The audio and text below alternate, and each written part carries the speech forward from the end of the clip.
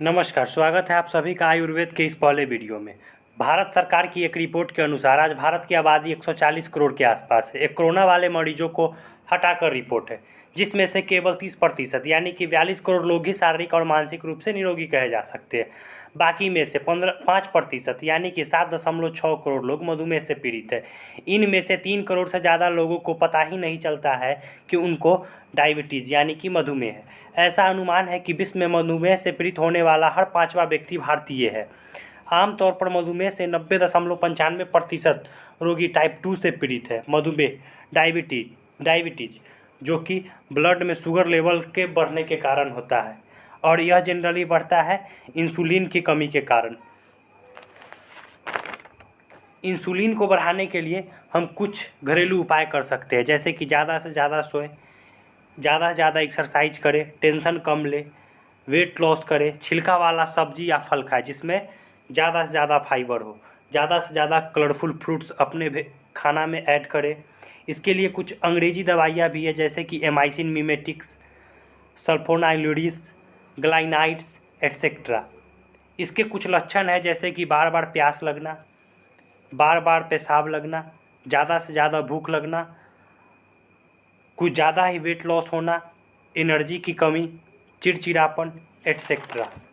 13% यानी कि 18 करोड़ लोग लंग्स इन्फेक्शन की भिन्न भिन्न बीमारियों से ग्रसित है, जैसे कि दम्मा, अस्थमा, सांस फूलना, ट्यूबरक्लोसिस एट्सेट्रा। 17% यानी कि 24 करोड़ लोग जिन्हें घुटनों का दर्द, कंधे का दर्द, हड्डियों का दर्द है। 10% 12 करोड़ लोगों को पेट की तकलीफ है, जैसे गैस बनना, acidity, ulcer, hyper acidity etcetera. 20% यानी कि 29 करोड़ लोगों को आंखों की बीमारियां है, या तो कम दिखता है या बिल्कुल नहीं दिखता, या रात में नहीं दिखता या दिन में दिखता है, तो रात रंग का अंतर पता नहीं चलता, जिन्हें हम नाइट ब्लाइंडनेस यानी कि रतौंधी कहते हैं। सरकार का बजट इस स्वास्थ्य संबंधी समस्याओं से निपटने का 2,23,486 करोड़ रुपए का है। एक रिपोर्ट के मुताबिक देश में डॉक्टरों की भारी कमी है, और फिलहाल देश में 11,082 लोगों पर एक डॉक्टर है। मेडिकल काउंसिल ऑफ इंडिया के पास वर्ष 2017 तक कुल 10.41 लाख डॉक्टर रजिस्टर्ड थे। इनमें से 1.2 लाख सरकारी अस्पतालों के डॉक्टर हैं। जिस गति से अभी स्वास्थ्य व्यवस्था चल रही है, सभी का इलाज करने में 500 साल और लगेंगे, यदि जनसंख्या वृद्धि को यहीं रोक दिया जाए तो।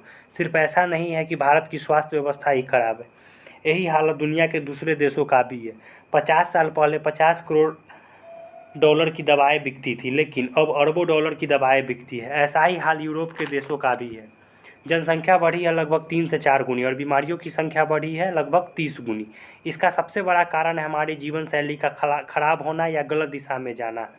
हम जिसको विकास कहते हैं, इसने हमारी जीवन शैली को पूरी तरह उल्टा कर दिया है।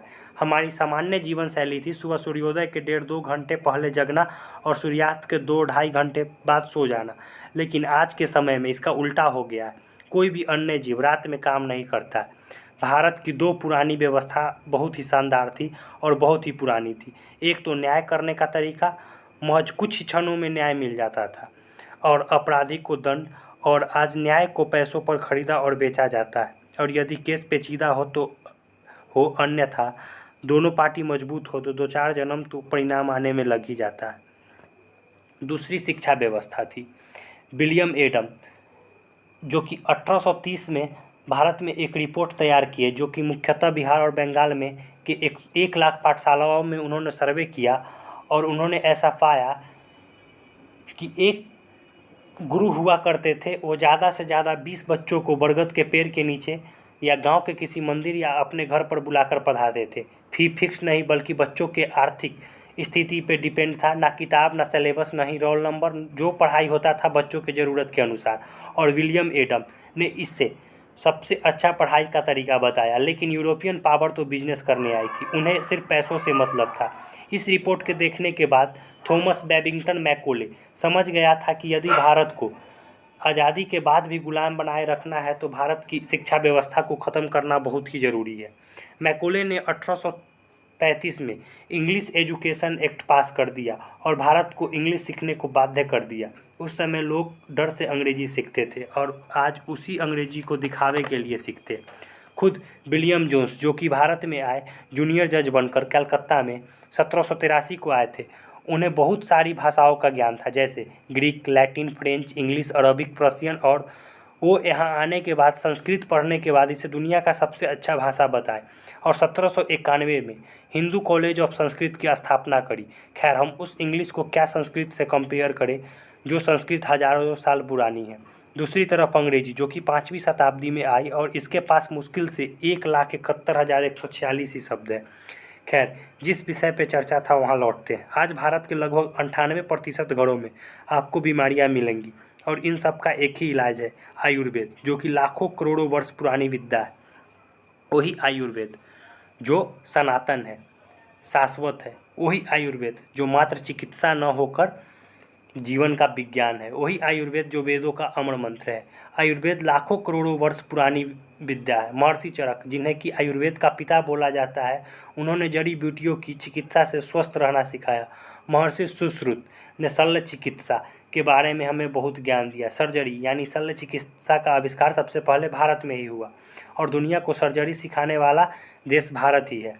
महर्षि भागवत ने बीमार हो ही ना ऐसी विद्या सिखाई। हम कोशिश करेंगे कि आयुर्वेद पे 30 वीडियो बनाए और यहाँ तक ख़त्म कर दे कि आप किसी भी बीमारी का इलाज खुद कर सके।